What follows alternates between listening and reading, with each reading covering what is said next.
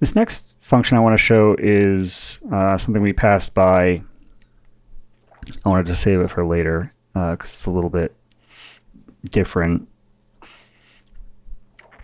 It's down here with the ARP rhythm, and it's a little bit my own invention. It is based on a Schillinger idea, but not implemented exactly like he maybe suggests. It's this ARP scale and ARP scale rhythm. So what this is in the Schillinger system, when we talk about rhythmic units, we talk about T values. T stands for time.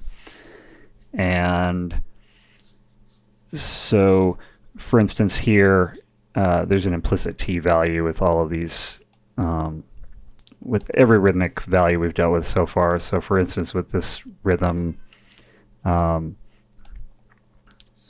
in SuperCollider 1 equals a quarter note, so your T value is a quarter. So in other words, all these are multiples of that T value. So you've got a T, 2T, 2T, and 4T, if that makes sense. So what, now in Schillinger, he talks about changing the T value. And so the ARP scale allows you to kind of dynamically do that.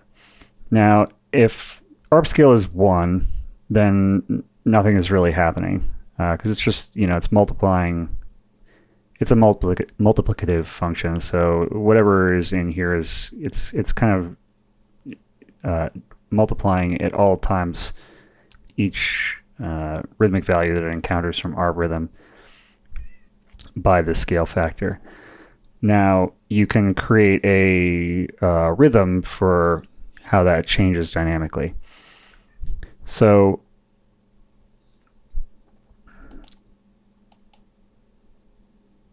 our current total, let's say we want to scale it differently each time it repeats, right? So currently this whole thing adds up to 10. So 4 plus 2 plus 2 plus 1 plus 1 is 10. So it takes 10 T values at scale 1 to complete. What if we change this to 2? So what it's doing is lengthening that T value. So now this is really 8, 4, 4, 2, and 2. So it would take 20 T units for it to complete this. So let's say we wanted to play once through at twice the T value. So in other words, lengthening, doubling the duration of each note for the entire duration here. And then we want it to play through once with its normal scale.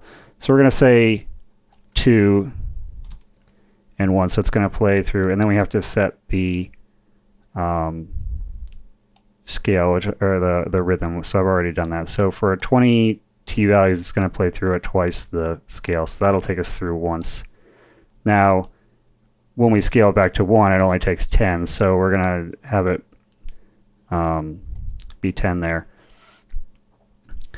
So what's going to happen here is it's going to loop. It's going to play this at 8, 4, 4, 2, 2, and then it's going to play 4, 2, 2, 1, 1, and then it'll play 8, 4, 4, 2, 2 again.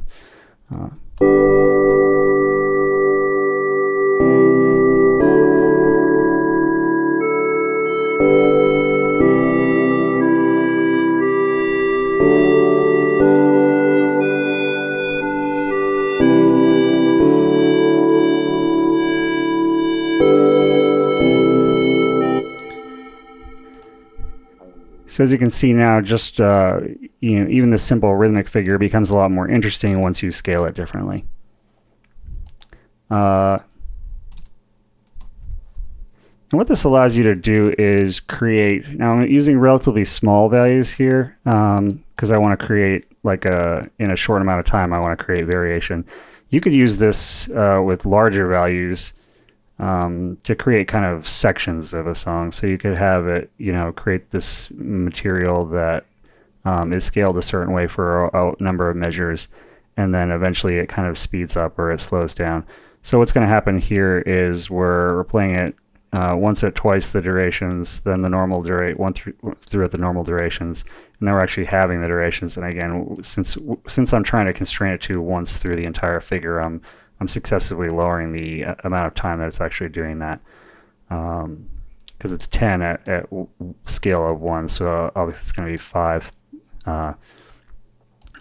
through if we're having the duration. So let's hear what that sounds like.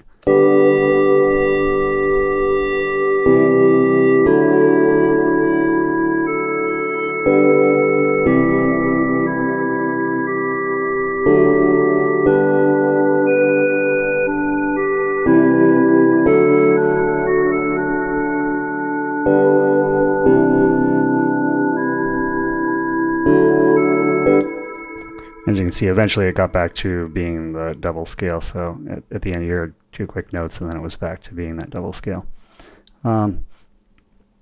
So that's pretty much all there is to say about that. You definitely experiment with that. You don't have to have it be multiples, even multiples of the duration, but I just did that again to show clearly what's happening.